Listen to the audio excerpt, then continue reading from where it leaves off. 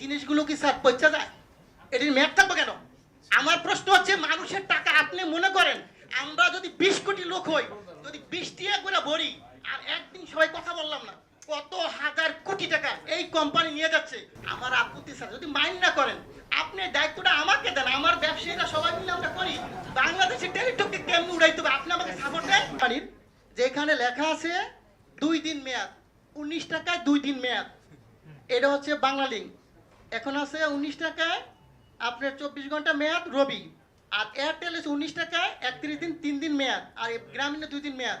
আমার প্রশ্ন হচ্ছে, এই জিনিসগুলো কি স্যার পচা যায়? এটির মেয়াদ থাকবে কেন?